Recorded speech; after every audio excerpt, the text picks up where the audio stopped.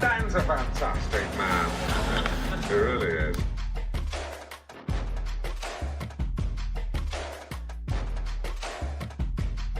Ladies and gentlemen, please welcome.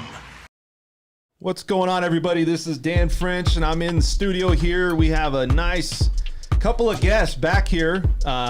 Really good guests today, actually. Interesting guests. We have a gentleman here that's a country singer from Las Vegas. And we also have Rick Douglas back here. He's my right-hand person right now, my go-to guy when we need somebody else in the studio. But I want to introduce our special guest today. We have Mr. Sam Riddle. He's a country singer, and he's been a country singer for quite some time. We're going to get to know him today. We're going to talk a lot about how he got into the industry, where his shows are at. He's also performing. I believe you're performing on the Strip, right? Yep.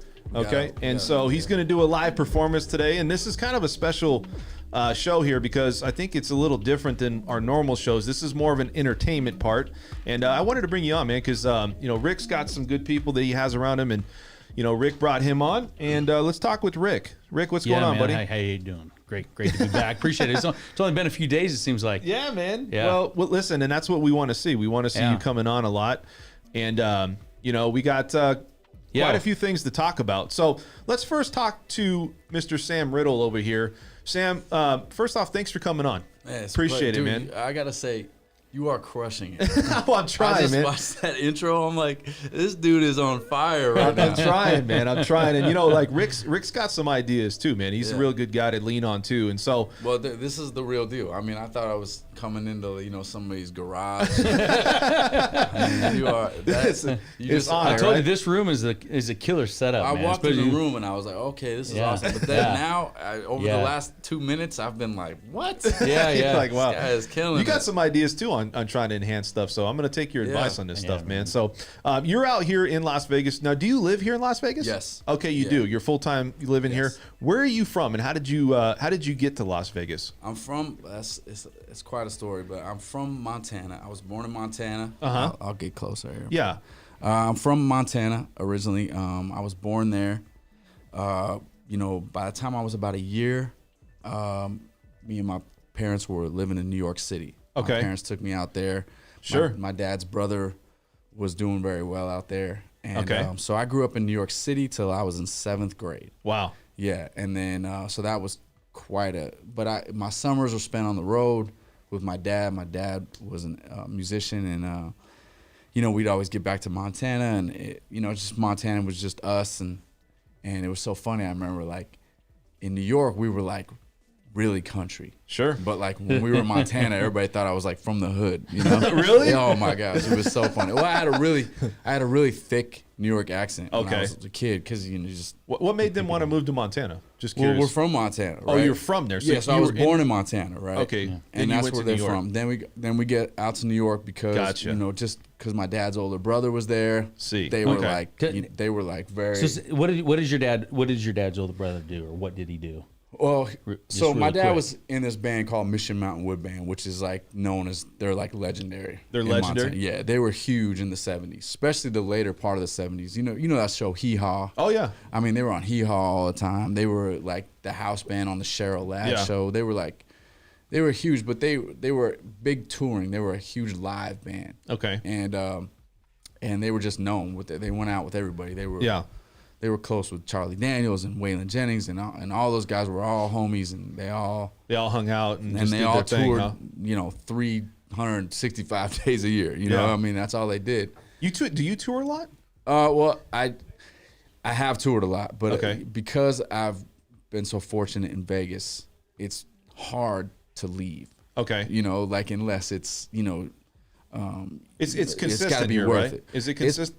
Vegas has been so good to me since the day I got here. Yeah, let's take a look at his website here. So we got his website up here, and look at all these shows he's got lined up here for performing here in Las Vegas. I mean, this is pretty good, man. It's pretty extensive. I don't think there's anybody else that actually has any dates. Yeah, I mean, he's literally probably the only live anything. These are all going on over right the now. next few months. I have a new residency at the Westgate in Las Okay. Vegas. And So you live at the Westgate now, or you no, pretty much? they call it a residency when you're like there. When for you're an extensive period of Do time. they give you places where you can actually like stay there, where it's like, Oh, yeah. you're right. It's almost like it's almost like you have your own spot, right? It's like your own room. They take care of you. That's pretty sick, man. Yeah, man. Like I said, Vegas has been great. You know? And but again, I know we'll probably be jumping around all day, but to the New York thing, you know, my dad, you know, when I was born, it was just my uncle had so many opportunities out there. My uncle was, you know, he was on Capitol Records, you know, in the 60s, and then he went to New York and became big on Broadway and the composing and producing scene. Sure. So tell me, you told me a story one time about when you were a kid. So like you grew up, and like what was the main instrument that you played growing up, and how did that? Well, piano's always been my thing. Piano. You know, so it's like piano's like the first thing I can remember doing. You know, in my life. That's my earliest memory was playing piano. So I was always just kind of like, you know, good at playing the piano. And so my uncle would go into his apartment, you know, in the city, and you know, we were just in the city all day long, and you know, I was doing. I mean, there's just so many stories we can get into. Yeah. But when my whole childhood was photo shoots, auditions, commercials. I was like, when you went to Toys R Us when I was a little kid. Yeah. Every other box was me. I mean, me and my big red afro with a Nerf. So you've been in this entertainment industry for a while, then. I have. I mean, I don't think my parents meant for that to happen, but because my dad and my uncle were there, they were taking me everywhere. Yeah. And the story is, you know, I'm like a year old, and you know, by the time I was a year old, I had like a big red afro, and I was smiling at everybody all the time. Yeah. And this agent took one look at me and said, you know, boom. Next thing you know, I mean, I didn't go to school a lot when I was a kid. I missed a lot of school because this is back before like child labor laws, I think. Yeah. I mean, I was doing like 18 hours a day.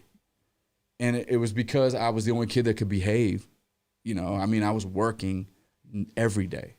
Wow. And it was like, whether it was for diapers, you know, or a Nerf box, or a cough syrup commercial, or Days of Our Lives, or an off-Broadway play, or a Broadway play. I mean, it was like I was everywhere.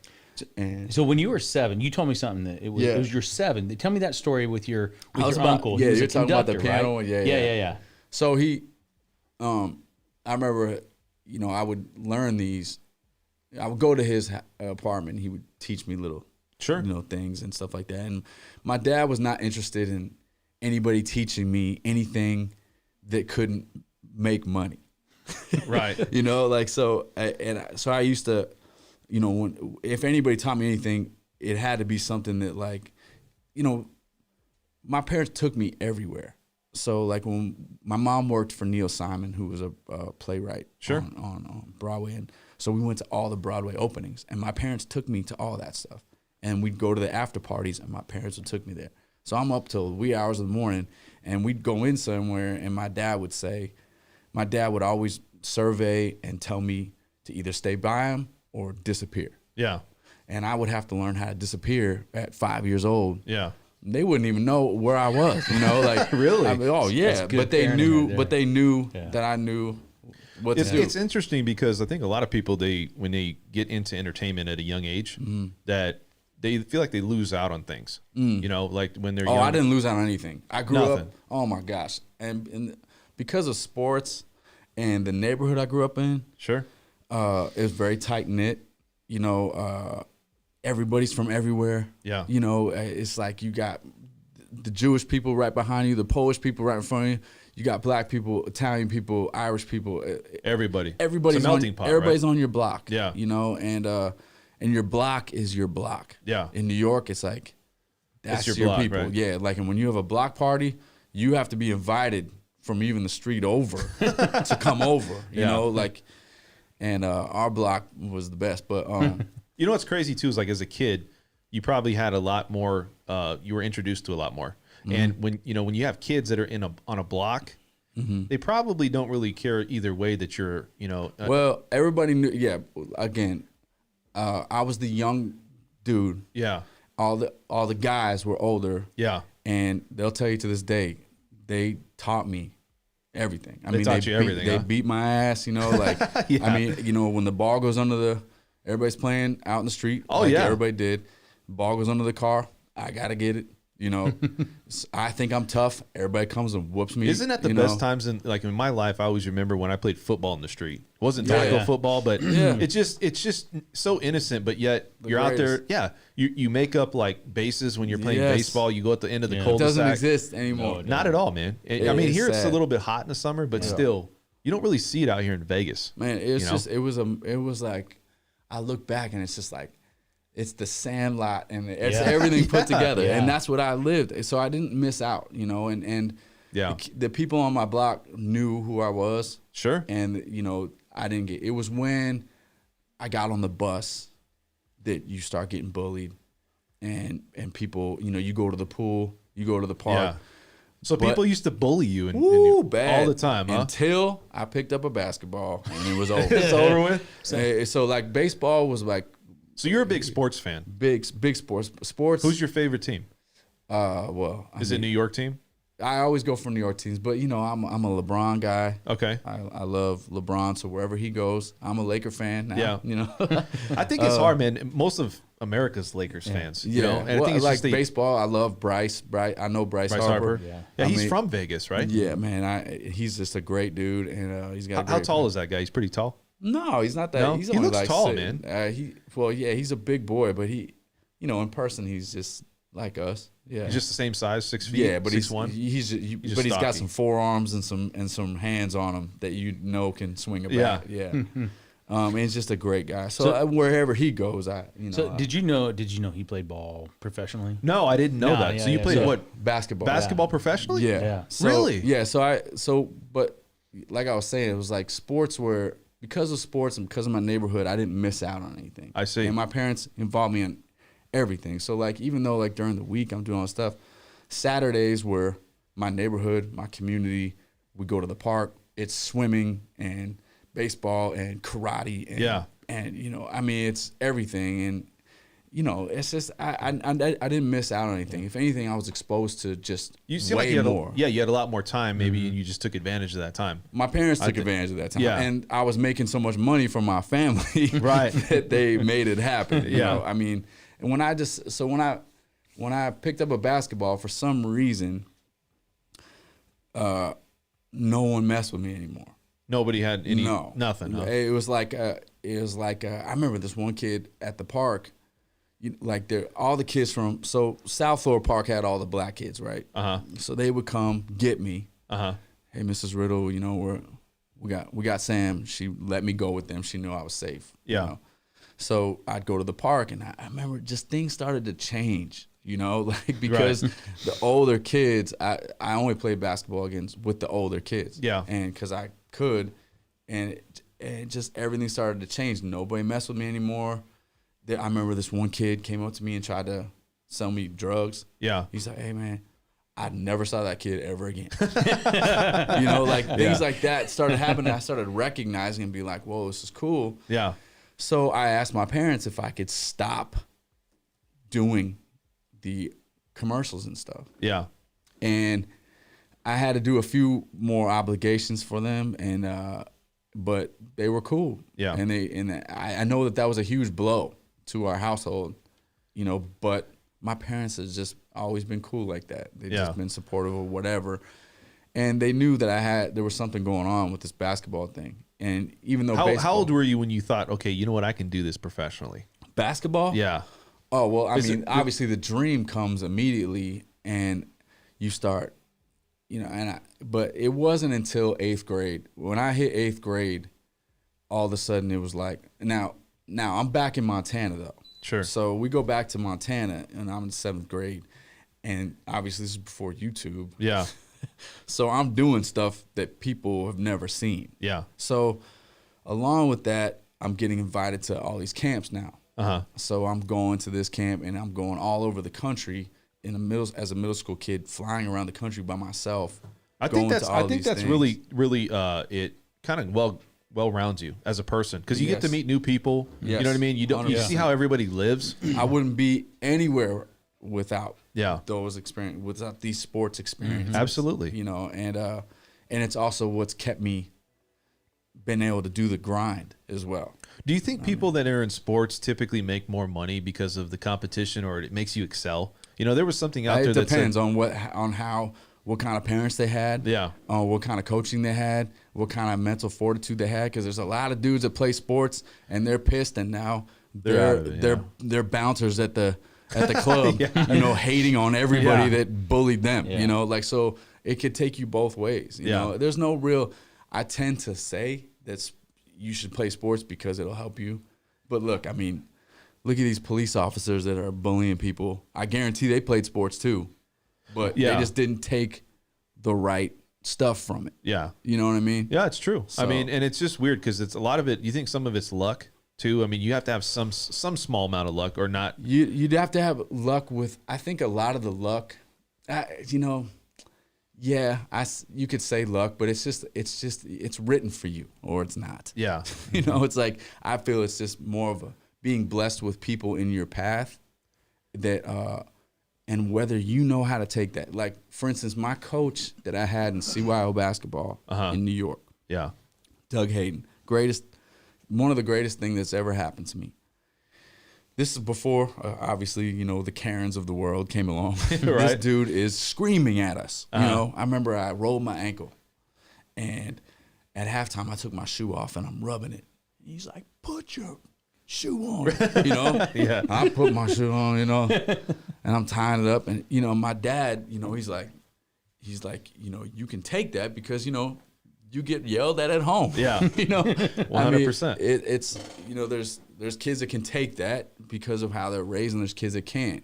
And because I took it, and I knew, he also would explain to me why. He would be like, you know, I had to do this, and I'd be like, yes, I know. And I'm in 5th grade. Wow. You know, so it's like, I had people that came and they did me favors by being hard on me and teaching me these things, and I actually had the blessing of understanding that, and not taking it and crumbling.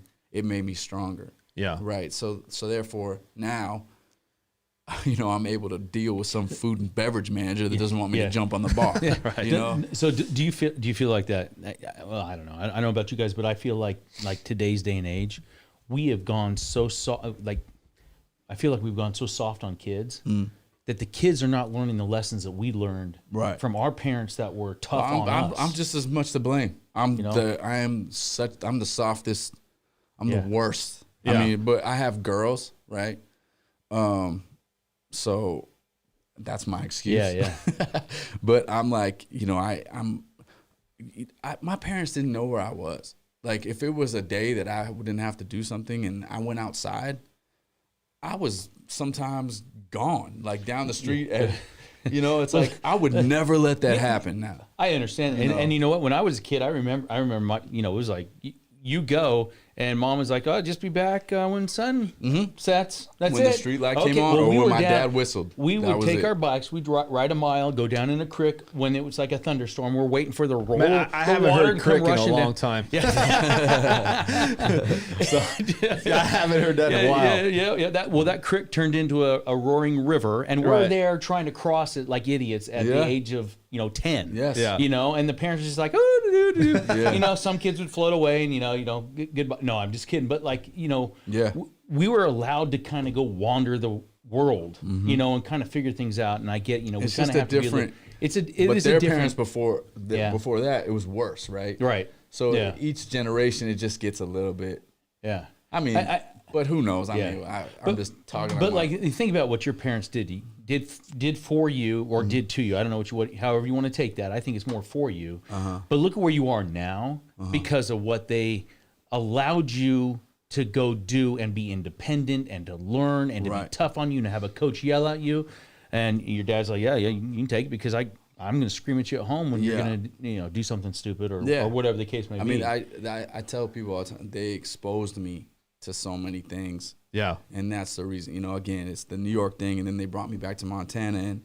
And even though that was a huge culture thing, I was able to handle those trials, you know, because of this. And, you know, but I always found inspiration. And you know, my dad always told me, he's like, you know, when you go through things and you're different, you know, and you want to be great. And he's like, you can either be great or you can just be this. He's like, Elvis had a dozen dudes outside waiting to kick his butt every night. Why is that? Why were people waiting outside to beat him up? Because all their girls wanted him. They hated him. You know, they're outside outside the back door waiting for him to come out. Yeah. And that's just the way it is when you are chasing something that's rare. People are going to be jealous a little bit, right? 100%. Very, very much so. And you have to, if you're going to be chasing greatness and you want to be something great, this is what you have to deal with. Or he would always go, or you can just, you know. There's a lot of challenges going through the process of getting to where you're at. So I would think that you have a lot of people that, you know, would hate on you, right? A little bit or try to push you down. Well, you got to search for that. Yeah. I was taught that if nobody's hating on you, you're not doing anything. Yeah. That's the old saying is if somebody's not hating on you, then you're not, you know, obviously you're doing something right for somebody. I even did that as an artist, you know, when I started this country thing, I was doing what I thought, you know, my vision was. Yeah. And then I started going through these things where like I really am trying to find that edge. I want to be as great as I can be, and I want to be different. I want to be whoever I'm supposed to truly be. Right. So in order to do that, I kind of went as far over trying to find as many haters as I possibly could, you know, and thinking like, how far can I push this, you know, like and artistically. Yeah. And, you know, I went to even a place that was made me uncomfortable, you know, just to see, you know, and it was like, wow, now it's like, it was just very, it's a good experience. As an artist, I think it's important to do that. Now, as somebody's trying to sell something, you know, it's like, but that's the other thing about this long journey that I've had is that, you know, as much as I would have liked to have felt like I made it 15 years ago, I've actually been able to, you know, do this whole journey pretty much under the radar, you know, even in a world of YouTube and stuff like that. Yeah. You know, there's nothing online that really represents what I truly do. And I'm happy that when it breaks, that I will have had all this time to really go through those things and try to figure out exactly what I'm supposed to be and what's going to make me separate, you know? So there's one thing, you know, I've gotten a chance to get to know Sam for the past few years, you know? Yeah. And there's, when it comes to a musician, an artist and everything like that, there's those that have great voices, right? You can find great voices all over the country.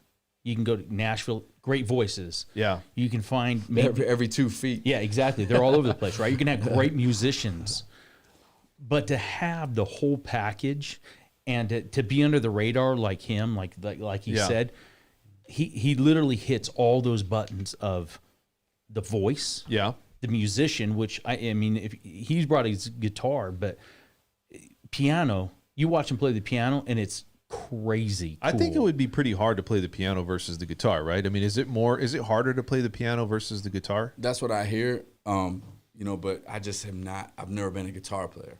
You know, You've never been a guitar player? No, but during my show, you know, it's like a lot of our shows are really long. Okay.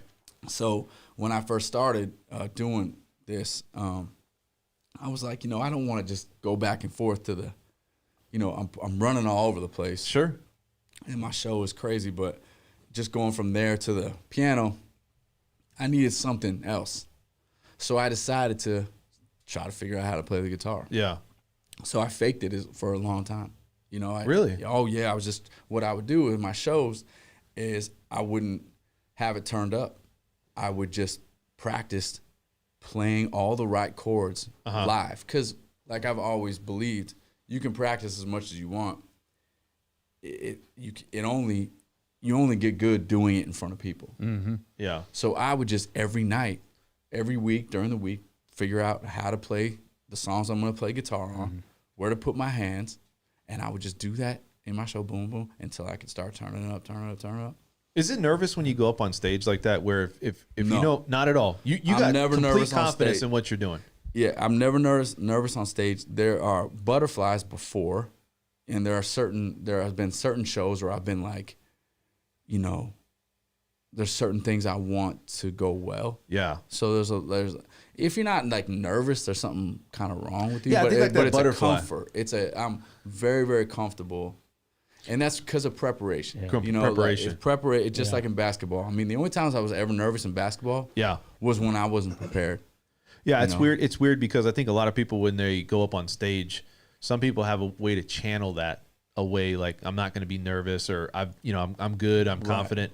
The old saying, you picture the crowd as being, they're not wearing anything, right? Well, that whole thing. I never got that. I never understood that. That's what they do, though. I mean, Yeah. they're like, how do I make myself better? But if, like you said, if you don't have the butterflies, I think there's something wrong, right? Because the butterfly, and truly the butterflies, the majority of the time come from the fact that I'm excited because I know we're gonna kill. Yeah. And that's the greatest feeling, is when your band is tight, and that's the reason why, you look at these dates, when coming out of the pandemic, I haven't been thinking about touring, because I know I have a single coming out on the radio. My first radio single comes out here this month.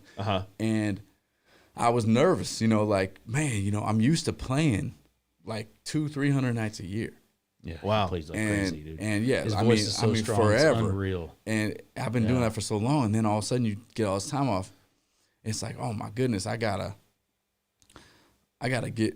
hate getting ready. Yes. I like to be ready so I don't have to get ready, Yeah. So I was like, man, we got to figure out something. So the first thing I got was NASCAR weekend, which was a few weeks ago here in the Westgate. Asked me, they were going to take this chance. And, we're going to be the first place to have a live band in Vegas in over a year. We want Sam to do it. Let's just see how it goes. And it was just packed and a huge success. And they had never seen me. I think the guys saw me do some benefit before. Yeah. And that's how he knew about me. And then we played one night, and they asked me, they want us there for as long as possible. And so I just said, let's do this every weekend. And now I'm comfortable because I feel like. Do you think New York kind of helped you out with that? Meaning, like, you're in a big city. Yeah. And if you're in Montana and you come to Vegas, there might be that whole, starstruck thing where you're going to a really major city of entertainment, right? Right. Capital of entertainment is what they say. But to me, it seems like the adaptation that you had going from, maybe because of New York and being in that environment, that it probably wasn't a big transition for you to come to Vegas and perform the way that you do. No, like, again, you know like, what I mean? I was groomed for this. Yeah. From day one. It's like I never had an audition I didn't get. Yeah. So having that confidence is, my dad would say, I remember being so little, and I wanted like remember that Wildcats? Yeah. Like the Oh, greatest. yeah. It's only out for 1 year. Yeah. But it's the greatest cartoon ever. Yeah. Yeah.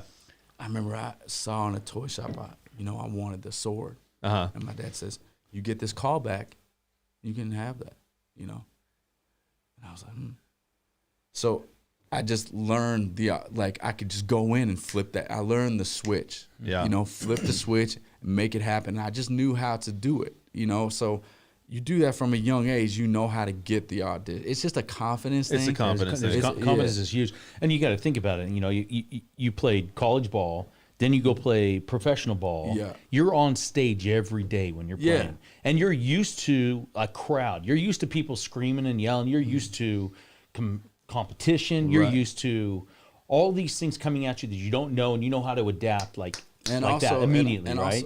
Also you're in the fourth hour of your show, and people don't understand how you're still going. Yeah. I'm like, this is easy. Yeah. Compared to. But he Overtime. There's food preppers, and you got people that are guns and ammo preppers. He's like musician prepper. I don't know how you describe that, but this guy trains like crazy. Like every day he's in the gym. He puts himself in shape so you can go for 4 hours in the show and be fine. His voice, they don't understand. I guess in Nashville they were saying, he was telling me the story that they're like, okay, we're gonna do some songs here, and like, okay, you need to take a rest. He's like, take a rest? We just got started. Yeah. Like we can keep going because I'm used to playing for hours. Yeah. So like his voice is strong. The afro's strong, the red afro's strong. Yeah. You're like, it's not going anywhere, right? He's got that great smile. Cowboy hat, But like literally, this guy is like, if you could take the whole package for a country singer, this guy's got it straight up, like everything, man, everything.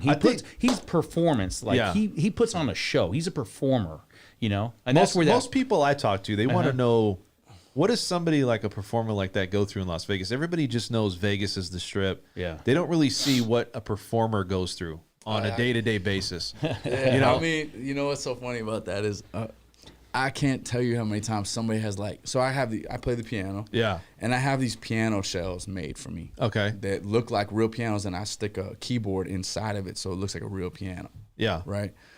And I have these things made for me for my shows. I mean, I can't tell you how many times I've been pushing that down the street. Really? And somebody goes, and they start hauling. They're like, "Oh my gosh, we were just at your show," and I'm like, "Yeah," and I'm moving my own stuff. I'm like this. He's like, "Wait a second, man. I'm like Where's this your crew?" furniture mover. Oh my goodness. And when people go to these shows, that what they don't understand is, I was probably there the night before, cleaning the stage, setting the whole thing up. So you're in it, all parts of it. All parts of it, because I'm the only one that cares that much. Yeah, but he's a perfectionist. It's a perfectionist. Every time I've tried to, have other people, I don't mind people helping, but I gotta be there at least. I just, it's the only way it gets done right, because it's a standard, and it's just that nothing breaks if I do it. Yeah. It's just, but people show up to these shows and they think it's all just. Well, I think too, a lot of people don't see the outside or the behind the scenes work that goes into it. It's not just you're a performer and you show up. You just got to know your lyrics, and you got to have talent. You're doing everything, and you probably have your foot in a lot of things, or your hands into a lot of things that maybe it directs the show a little bit better, or maybe your input directs the show a little bit better. So it's a constant, I would say, changing. Is that true, or is that not true? Where you're constantly trying to make the show better? Always, right? It's always evolving, and and then once you see, like when I got here, nobody was doing it like this. Yeah. Country music, when I started in Vegas, I came here as a piano player. We touched on how I got here. Yeah, I was brought here as a piano player. Okay, and I was playing professional basketball. Real quick, I just want to know: do you okay to disclose who you were playing for? Or you don't want basketball? To disclose? Yeah. Oh yeah. So I played for the University of Montana. Okay. Division I there, and then I left a year early. Okay. And I started my professional career in Puerto Rico. Oh, I see. Yeah, okay. And then I was on my way over to Europe. And it was when I was about to sign in Europe that I was seen big contract, playing the piano. Big contract. Yeah. Like huge contracts in Europe that would have been like crazy for me and my family, you know? And it was the whole thing I had worked for, you know, and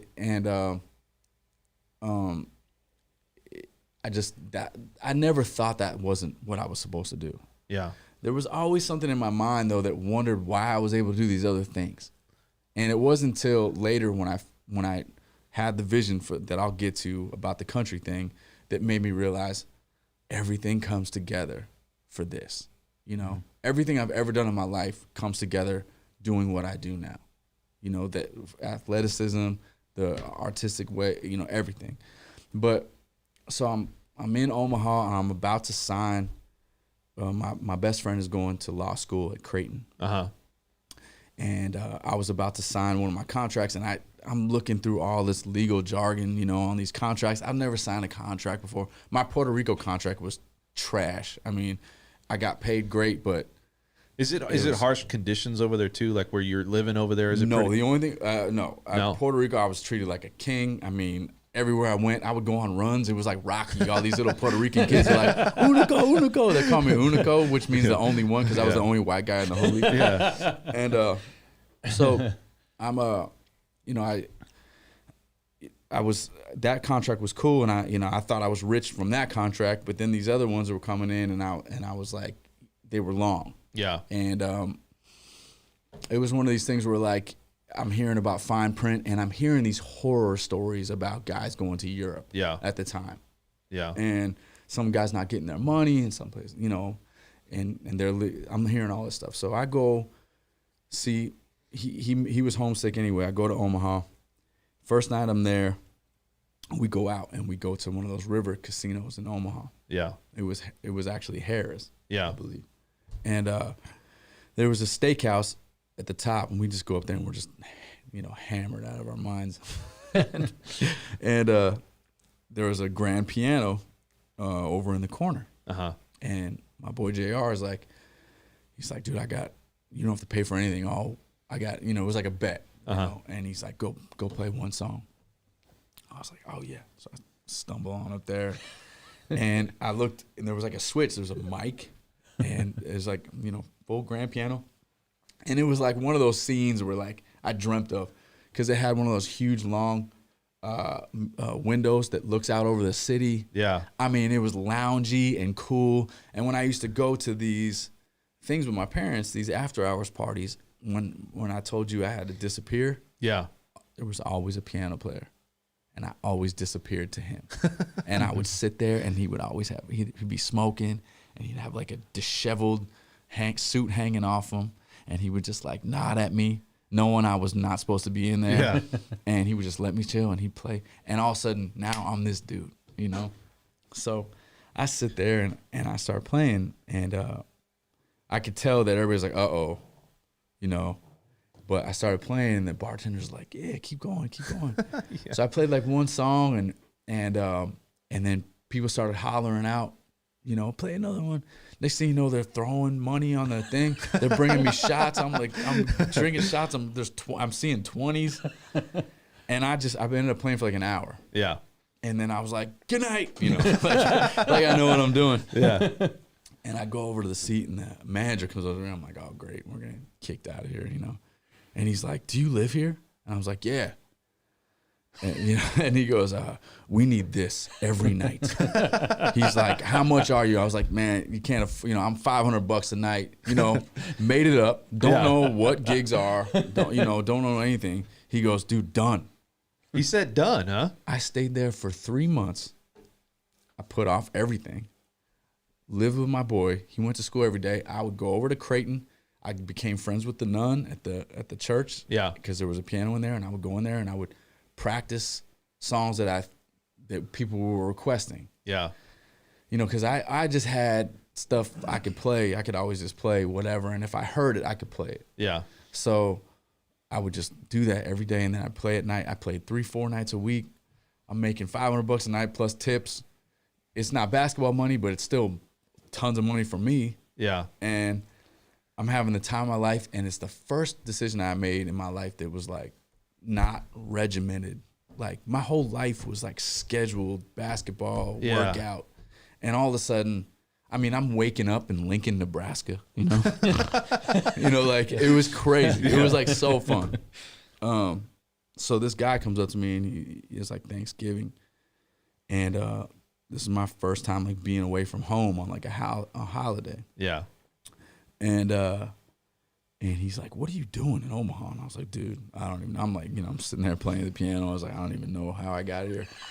And he's like, man, you should be in Vegas playing like this. He's like, I used to live there. You could play every night. You'd make a killing. He's like, there's nobody your age, you know, doing this. So there's not a lot of young people that are in the entertainment business like that, playing not country doing music. No, I'm not playing country music at Not this at time. that time. No, Okay. dude, I'm playing like old stride jazz standards. Yeah. I'm playing all that like Sinatra and Thelonious Monk and Ray Charles, and I'm doing all that old, because I could play that old stride piano style. Yeah. And there was nobody doing that. You know, no kids anyway. No kids, yeah. You know, and so I was like, really? So I called my dad, and I was like, you know, and my dad was always telling me my whole life, easiest money you'll ever make is you doing that. He goes, he would always say, you could be broke down in Des Moines. You know, that's his big that's his big thing. Or the bomb could drop, and you could do this and make money or put gas in your car. Yeah. He's like, you have a gift that you could always use. Yeah. And so I remember I being like, you know, what should I do? My dad's like, I was like, I always told you it's the easiest money you'll ever make. Yeah. I was like, okay. So I go buy this van, put a bunch of stuff in it, drive to Vegas just to see. Just to see I'm what still happens. like, I'm still thinking a month from now, I'm going to go play in the spring. Yeah. You know, in the I think it was Japan that started in the spring. Yeah. So I was going to take that one instead of like the Europe one. Yeah. So I go down here. I come down to Vegas, stay with a friend of mine from college, and I just hit the Strip. My dad acted like the Strip was a block. Okay? Yeah. He's like, it's a block. He's like, you get dressed up, you hand this little thing. I made a little CD of me playing. Yeah. He's like, with a picture, you know, like old portfolio Yeah. with a folder or whatever. Yeah. I had a picture, 3 songs that I played the piano, and I started at the end at you know, it was like the Luxor Mandalay Bay. Sure.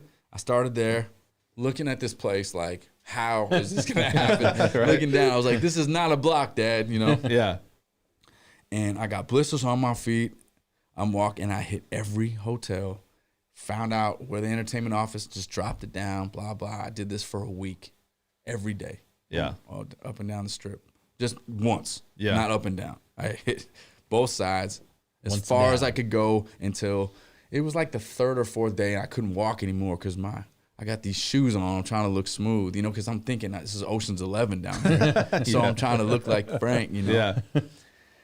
So I get a call about a week later and says, you need to be at the Hilton. This went, which is funny because I'm at the Westgate. You're at the Westgate, Hilton. Yeah.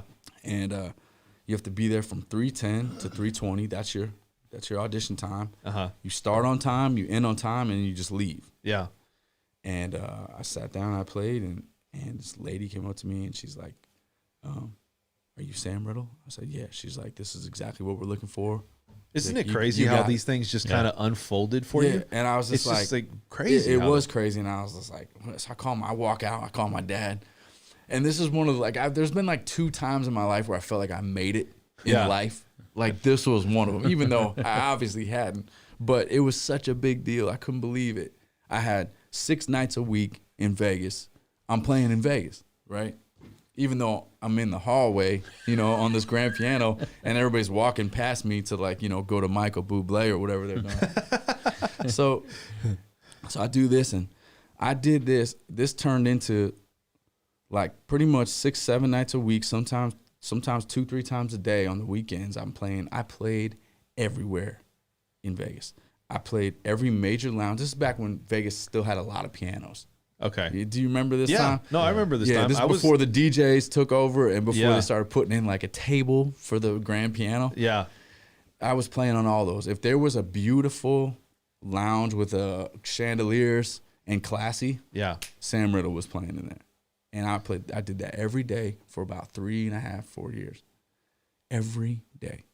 And you must love doing what you do though, because for somebody to be that consistent and that, It wasn't really about Yeah. that. It was more like I just was rolling with it. Like I couldn't believe they were paying me this money. I just had cash. I bought a house in 6 months. I bought a new car. But it wasn't basketball. And it was like this freedom. Like I woke up every day. I went to the gym. I'd go home. I'd watch Seinfeld. I'd make chicken, and I'd go to my gig, and I'd play all night long. I'd stumble. I'd be finding my car as the sun's coming up with my suit hanging off. Yeah. You know, I was buying all these nice suits. And I was literally like Frank Sinatra for like a few years. Like, I'm serious. It was great. I knew there wasn't a club. Every club I went to, it'd be like, Piano Man, you know. they let you come right in. Oh, they would just VIP, park the right? C's, and I'd be in there, and I'd be sitting at some table with like Chris Angel and like the Hilton sisters, you know. Really? Oh yeah, and they don't know who I am, and they're all Yeah. acting like I'm somebody because I'm dressed nice. Yeah. and I act like I know what I'm doing, and Is it probably because those celebrities meet so many people, and obviously they look at you like, well, you got a VIP pass, you're somebody, so they just kind of roll with well, it. they would start to get like, for instance, when I was playing at the Luxor, I had my own little spot, and all those celebrity clientele that would go to LAX would, like Mike Tyson and all them, they would come listen to me first, Sure. say what's up, drop me something in the tip jar, and then they'd go in. So like I eventually started to get to know Yeah. these people just by face. Nobody ever knew my name, Yeah. you know.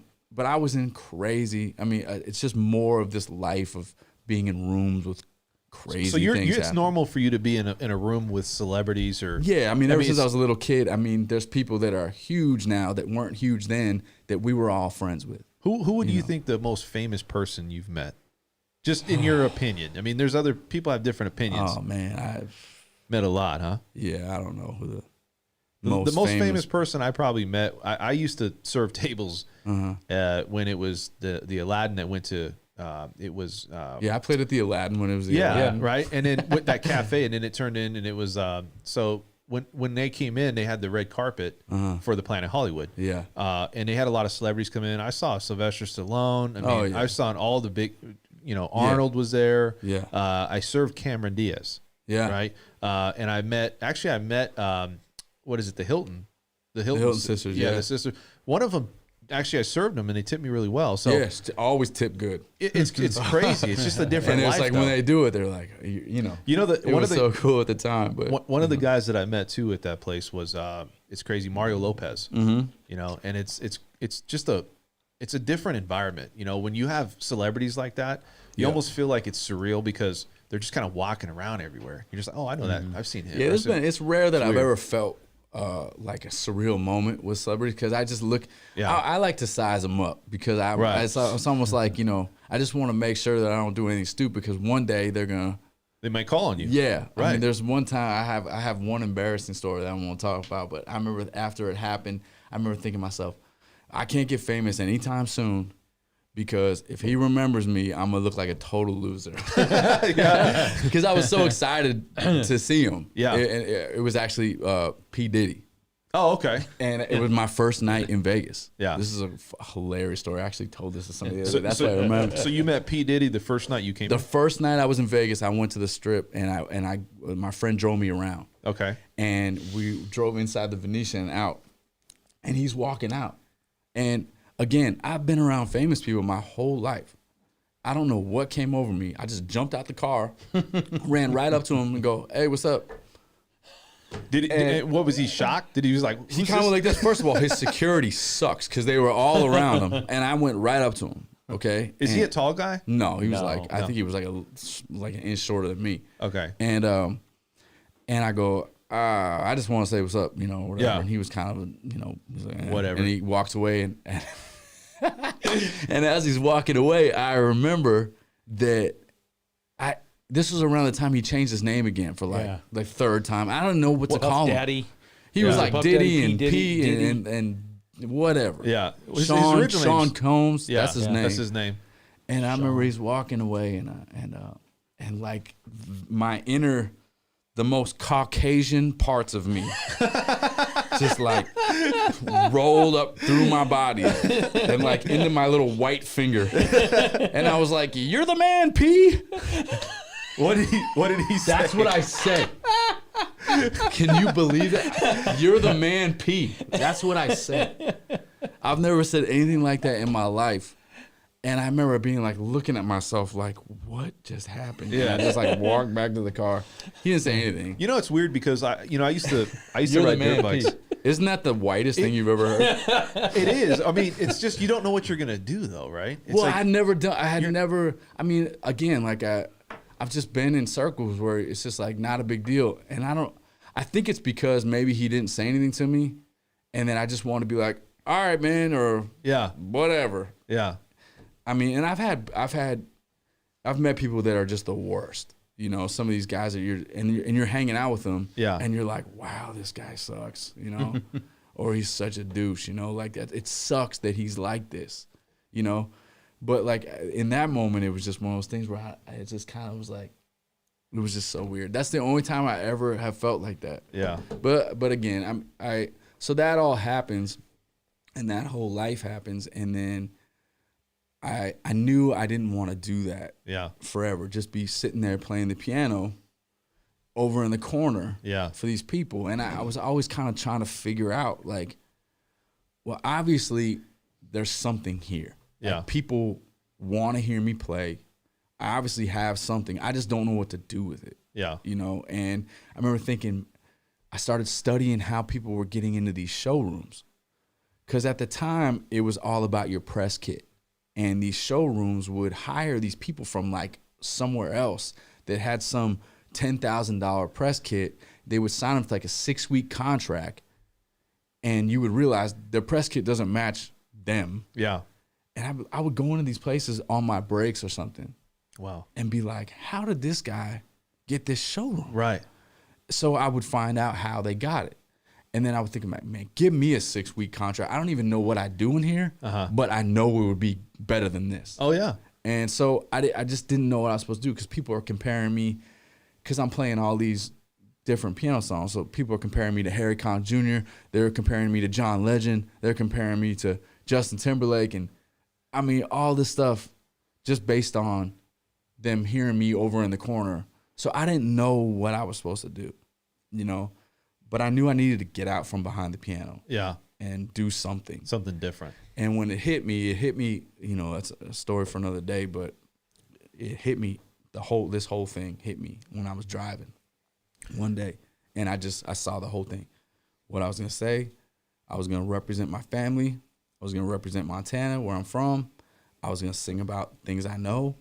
I was going to put on these tight jeans that my mom's been trying to get me in for my whole life. I'm going to put on these boots and these hats to represent my dad, because my dad, my whole life, that's how he dressed.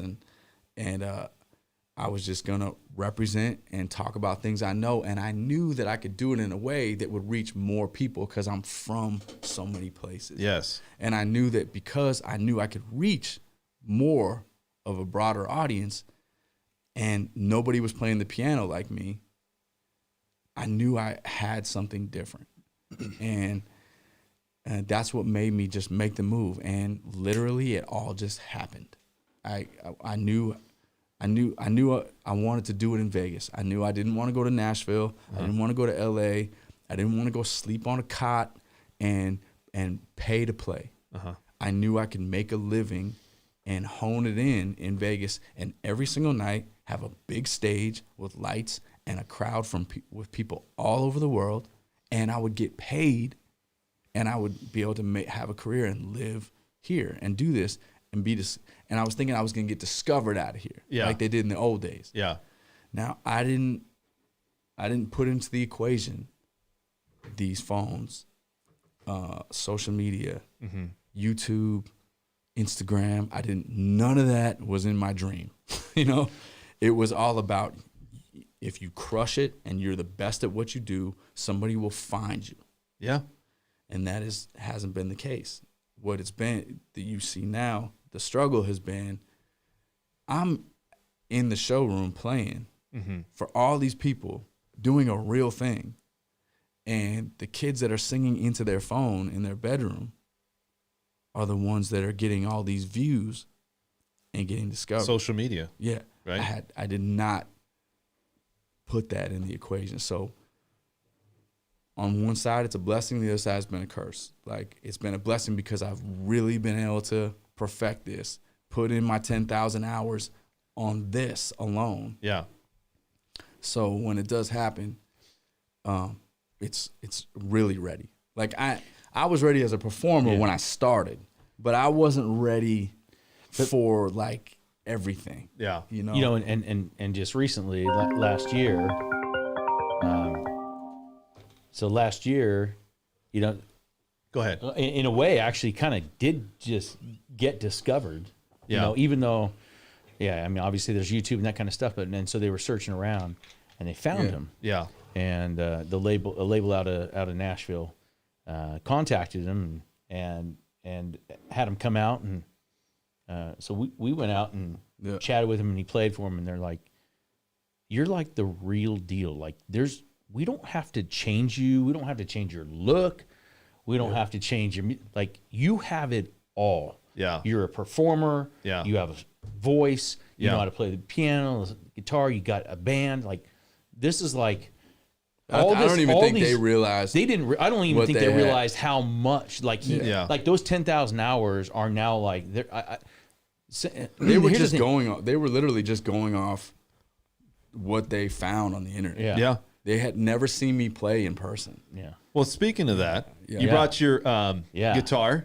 Yeah. And you said you would do a little live performance, right? I mean, Yeah. you have that all set up. You got the mic, and maybe we can get a performance out of you here. Just a couple of songs, and maybe people can just kind of get an insight. You can hear that, Yeah. right? Oh yeah. Yeah, that sounds good. And one of these days we'll have him come back and set up the piano and play Absolutely. the piano too. But like this is, he's has some songs coming out that are pretty awesome. What should I do? Let's do. I'll tell you what. Start with. You want to do church? The church? Yeah, I could try to do You want to church. do that one, or do you want to do Best Me? Which one's? I'll which do one's Best better? Me. Best I'll Me. do Best Do Me Best first. Me. Yeah. Dude, I love this song. My wife loves this song. All the girls love this song. By the way, I'm sorry.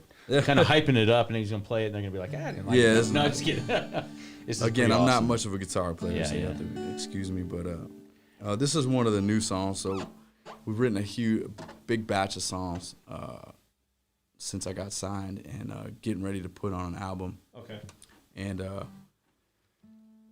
this was one of the songs. I think this was actually the first song I wrote It's when I was very there. first First song I We're wrote. in Nashville. We signed. We went to the signing. Yeah. I signed, and then the next day we had a writing session, and I wrote this one. Okay. And it's one of the ones they were trying to pick to see which single they're gonna come out with first. This isn't the one, but it'll come out on the album for sure. And then we get a drink real fast. It's crazy watching him write a song. I've never experienced this, but I'm sitting there and I'm watching. Yeah, it was the first time that I had people in there. Oh, this is how it works, huh? This is kind of crazy. It's cool. cool, yeah. And now it's like I love this song. This is a great song. Yeah. Anyway. Yeah, okay. You can't go back, so I go backwards. Got excuses, but they don't matter. I was young and dumb.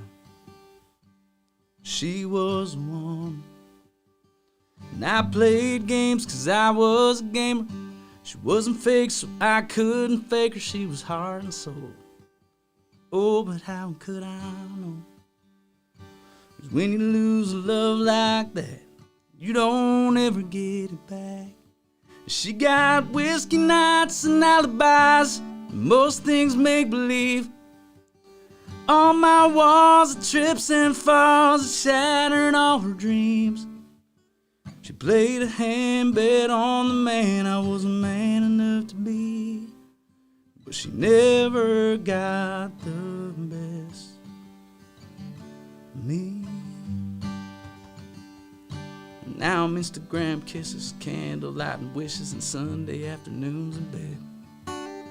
Open the door and a glass of wine pour, not the man I was back then.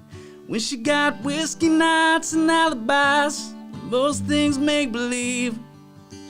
On my walls, the trips and falls shattered all her dreams. She played a hand, bet on the man I wasn't man enough to be. But she never got the best of me.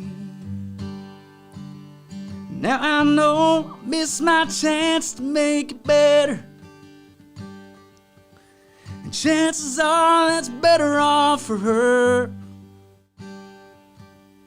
Heartaches are mistakes that we can learn from, so I hope it gives her more than she deserves. When she got whiskey nights and alibis, most things make believe.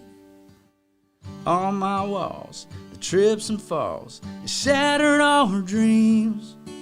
She played a hand, bet on the man I wasn't man enough to be. But she never got the best. If there's one thing I regret, she never got the best of me.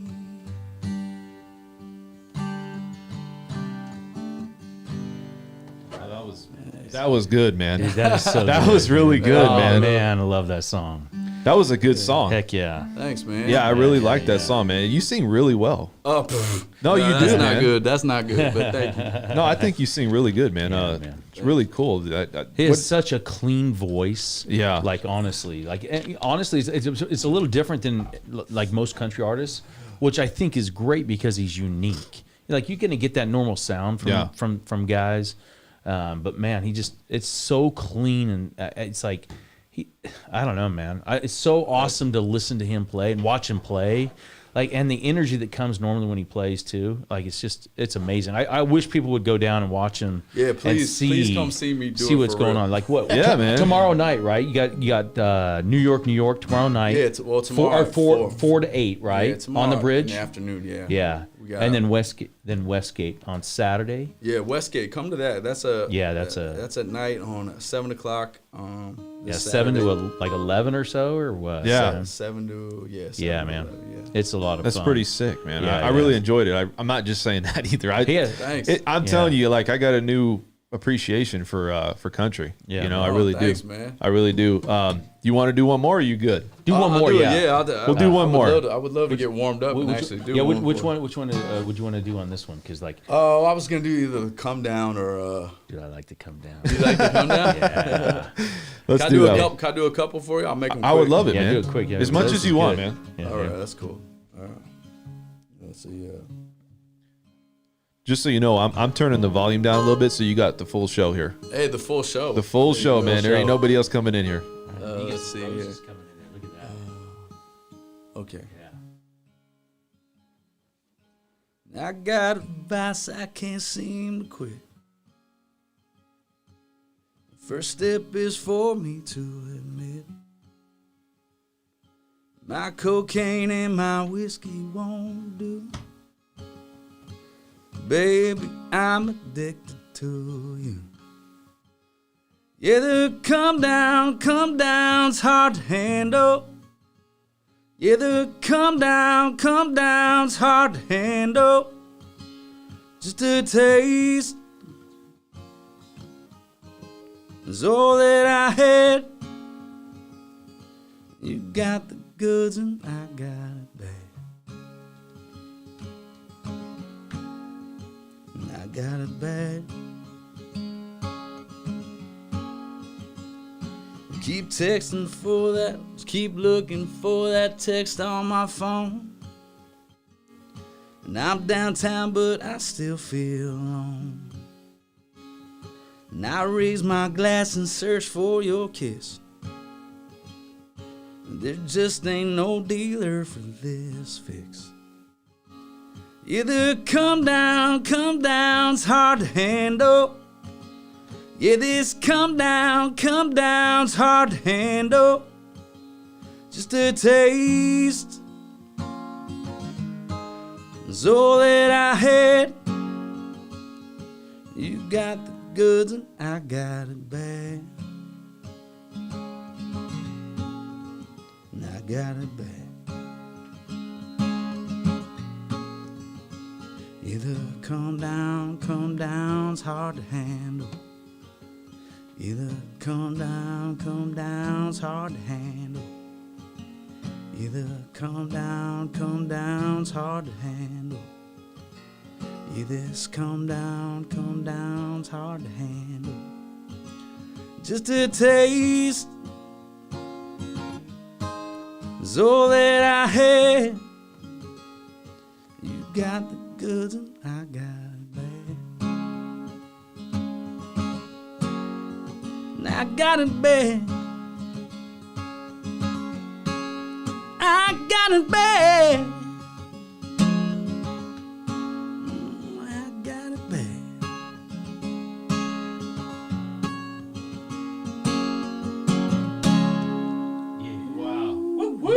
That was good. Yeah, baby. That was really good. All right. Hey. What's that last one? I What like was- that song, man. That was good. Thanks, man. Yeah, Yeah, it's it's really good, man. What's this last one that you want? What else you? So I'm gonna try to do Barstool Church Pew Town. Oh, yeah, so this single is coming out this month on, Okay. on radio. On radio, huh? This is Yeah. the first. Is this your first single? First radio single ever. First radio single ever, man. Yeah, I mean, Congrats. I've had radio stations play some of my old songs. Right. But this is like the first one that's like promoted by a radio station, and it'll be like under all the over label. the country. Yeah. That's awesome, man. Yeah. So this Good will for be, you. Thanks, man. So I've never done you got a stellar voice, man. I mean, Oh, I like man. it. Honestly, it's I just appreciate I'm not it. coming out and saying I do like your voice, man. Thanks, if I had a man. beer, I'd just be hanging out right now, man. If I had a beer and it was like outdoors somewhere, Yeah. I might just be hanging out. Yeah, well, I got a Dr. Pepper because that's what I drink. Yeah, that's right. I'm telling you, That's awesome. you kind of get it's kind of soothing. Yeah, right? man. That's cool. I appreciate you saying that right now. It is. I I'm not. There's this no. is I love it. Definitely not the Yeah. ideal situation. Hey, but you know what? You make something out of something. I like it. Yeah, I'm trying. So I've never done this on guitar, but yeah. So this is called Barstool Church Pew Town. And I hope this is the right key. Let's see. That's right. Yeah, know this- Working hard with our hands, burned by the sun. Hope that our hearts don't get calloused up. Yeah, life is a test. We're doing the best that we can. Load up on Jesus and Waylon and Hank, looking for the words we can take to the bank at the end of the day, in a way we all understand. And we all just trying to find a place to belong, where they know all the names and we know all the songs. Sometimes it's a fine line between the lost and found in this Barstool Church Pew Town.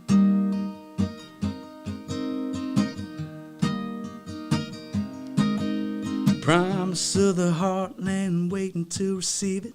American dreamer, wanting to believe it. Cussing, wishing, praying, hoping. When one door closes, another one opens. Ain't we all just trying to find a place to belong? They know all the names and we know all the songs. Time's a fine line between the lost and found in this Barstool Church Pew Town. I said, hey y'all, come on in. Hey y'all, come on in. Cheers to the years, any man one more round. In this red, white, and blue, chapter, verse, tattoo, made you and raised you, Barstool Church Pew Town. Church Pew Town. Barstool Church Pew Town.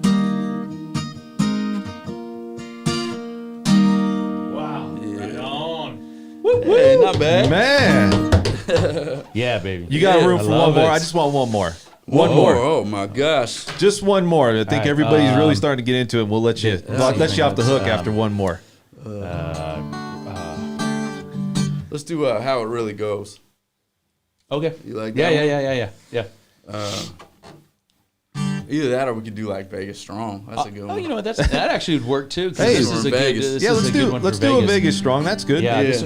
and this one was written. Yeah, this one was written, you know, I was, you know, when the Route 91 thing happened, Yeah. I was just getting bombarded by people to write a song. Yeah. But, you know, I was a little too pissed off at the time Yeah. to write one. So a little time went by, and then I was approached to write one. And I think it was just better timing. And I just, you know, there was these two characters I had in my mind immediately that are real people Yeah. that I knew were there. Uh-huh. And it was kind of just based around them because I feel like they represent everybody that's there, everybody that was there, you know, and they also represent Vegas, you know, the real Vegas. You know, a lot of people from outside Vegas don't understand Vegas Oh yeah. is a real How long place. you been here, Sam? Man, so I moved here January 06. Okay. That was when I first moved here. So I've been here longer than I've been in New York or Vegas or Montana. So this is hometown for you This now. is home now, yeah. And so, you know, between the piano years and the country years, you know, it's just been, you know, I've just seen it all. I've lived in every single part. And, you know, obviously, since I decided to do my own music, it's gotten me closer to the people. Yeah. And, you know, I just knew everybody was there. I was playing in Laughlin, And I came back that night, and it was going down when I was having dinner down the street. Yeah. And when I heard, these are the first 2 people I thought about. And it was kind of based around that and just all the people. And I wanted to be, I tend to, even though there's darkness, you know, I tend to always try to put a positive spin on things and try to make things inspirational a little bit. So anyway, this is called Vegas Strong. Let's do it.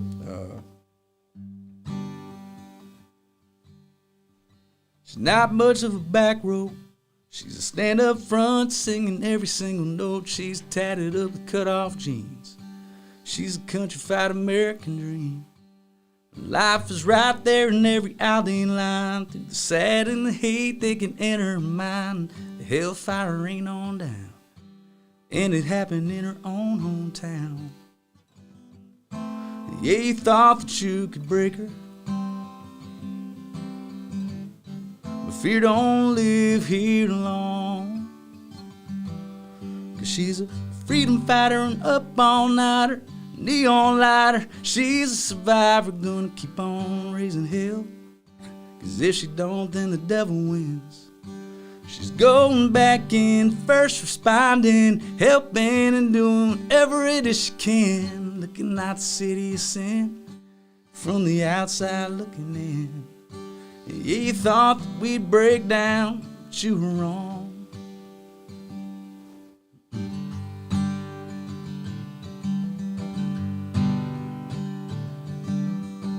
He's more of a dirt road, dusty work boots and a long cut skull. He's a car with cut off sleeves. He's a countrified American dream. Lightning in his soul from a cowboy song. 14-hour days just powering on. When you're digging down and running scared, he'll be standing up tall with his finger in the air. And yeah, you thought that you could break him, but fear don't live here long. 'Cause he's a freedom fighter and up all nighter, neon lighter. He's a survivor, gonna keep on raising hell. 'Cause if he don't, then the devil wins. He's going back in, first responding, helping and doing whatever it is he can. Looking at the city of sin, from the outside looking in. Yeah, you thought that we'd break down, but you were wrong. Yeah, we're Vegas strong. Through the running and the gunning and taking cover, we lost fathers and sons and mothers and daughters and lovers. But now the road to recover, no, it won't be long. No, it won't be long. 'Cause we're freedom fighters, up all nighters, neon lighters. We're survivors, gonna keep on raising hell. 'Cause if we don't, then the devil wins. We're going back in, first responding, helping and doing whatever it is we can. Looking at the city of sin, from the outside looking in. And yeah, you thought that we'd break down, but you were wrong. Oh, our country music hearts beat on and on. 'Cause we're Vegas strong. Yeah, we're Vegas strong.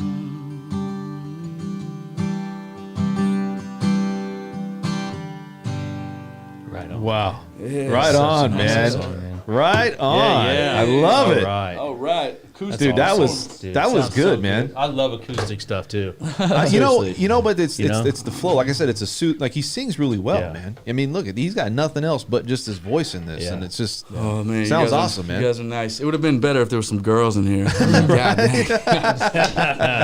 You need some kidding. girls. I'm kidding. We'll try I'm to get kidding. some groupies I'm in here kidding. for next time, I'm man. kidding. If you guys want to check him out, he's over here. If you guys are coming into Las Vegas and you want to look around and see a good show to take a look at, this guy right here, Sam Riddle, he's really established here in Vegas. Look at all these shows, Sam. Yeah, man. Westgate every Saturday night, and yeah, that's our home right now in Vegas. And I just want to thank them for Taking kind care of of being you, at right? the and being at the forefront. You know, I I think Vegas should, really be the catalyst or the example to the rest of the world on how to come back. Oh yeah. And just like we always have been, this is still the Wild West, and it's that maverick spirit that is here, and it shouldn't be taken away. We should be the ones that show people the world is back, and there's a lot of risk involved in that, and that's what Vegas is. So let's take a risk and come out, and our shows are safe. Yeah. Everybody's got a table, and it's fun, still interactive. They're not letting me jump out. I got in trouble, again. But they want me to stay on stage. But it's courage, man. You got to get out there. I mean, you're not going to always be doing, you might have mistakes here and there, but you don't really let it affect you. It's just one of those things. It's like, I'm just focused on doing whatever needs to be done to put out a good show. Yeah. It's strictly especially, that's another thing, I changed when your focus is on the people, Right. And that's what it is. It's not about me. It's about the people that come, and it's about everybody that listens to the music and that comes. I mean, not only is my fan base there taking up all the seats, it's cool because all the traffic that Vegas has, and these people from all over the world that come in, discover you, and they all stay in the place. By the end of the night, you can't even move, and the Westgate is has become a really cool thing. So if you guys are here on Saturday night in Vegas for the next few months, we're there. Absolutely, we extended this through July, and Barstool Church Pewtown comes out this month on radio, and just kind of stay tuned. If you could just follow me, if you go to samriddle.com. You want me to go there now? You're on it. Oh, okay. This website. Yeah, okay. This is samriddle.com, and okay. it not only does have the shows, but it has all the icons at the top. Okay. The links. And all the links to my social media. Social media. Yeah, please follow me on there. There we go. That Right stuff's up here. huge for them, like All when you this get right people here. following them. And Dude, stuff, what's so funny is this TikTok thing. I just got into it. So what I started doing, I've made like awesome videos. Yeah. And I can't get any views on them because it takes a whole thing to get views or whatever. Right. Man, I started doing this TikTok thing where I take these videos that people send me of me just dancing around on stage or something, and I put them to like a TikTok viral song, and they're all like rap songs and stuff. Okay. And they all fit. So I'll be dancing around to like some rap songs, and I get 250,000 views on it. I'm like, what's crazy? It's being out of your element. I think a lot of people, creativity, being out of your element a little bit, and it's unique. Yeah, you know what I mean? It's just it's crazy how people I can't explain why. I mean, like a cat licking its butt will get more views than like the greatest video I've ever done. I got a video I did with my daughter. That's just like in my family, everybody cries when they see it. Yeah. I maybe got like 100. It's gone plastic. Yeah. It's crazy, man. I don't. I just started venturing into TikTok, but it's just like there's so many social media platforms. Yeah, it's hard to keep up. It's hard to keep up. It's always good to be. I always was told that try to be a master at one, and then venture out. But it's hard, man. Everybody who they're gonna tell you whatever they think. Yeah. Master one. No, you gotta do all of them. You gotta do this. Nobody knows. Yeah, they don't. It's don't, like man. what it is. If you got a ton of money to put behind an ad, and somebody that's influential, and they put you out. Yeah, it's game over. Yeah. I think too, it's just exposing yourself, right? Yeah. Just putting yourself out there as much as you can. It's branding, which is hard for me. It's like people see me on stage and they think that I'm just this outgoing, crazy. My life is just. I'm always like, dude. Yeah. I'm nothing like that. Would you say that most entertainers are nothing like that, or would you say that? I don't think you can be. I think you would gotta go stay crazy. Focused, yeah. You would be. I mean, look, if I was like that all the time, right, I'd be dead. Yeah. Honestly, it's a hard life too. Like when you're going that hard on doing your performances, and then now you have an extra thing that you're doing after work or doing something else where you're just constantly out. People focus on their craft. And it seemed like that's what you really got to focus on if you want to be great. Yeah, you got to have a switch. I mean, anybody that's really, I think, doing it at that level, I think they'll tell you that. Yeah. But there are some people that are like that on and off. I mean, I don't know. But for me, it would be impossible. So I can't. It's hard for me to take a selfie, for instance. Is I it? can't. Yes. Why is that? I have no idea. I can't. It's like almost like if somebody saw me doing this, like I'd be like, It's I kinda- don't know. It's weird. I'm not of that school. Like Yeah. I didn't come up taking selfies. Now, you know, it's like if I had TikTok in high school, Be a different I was story, a right? different. Yeah. I was, you know, I would have been doing dances and stuff on there. I would have had so much fun. But I think just life has kind of made me more secluded. And I'm like, you know, in real life, I'm much a hermit.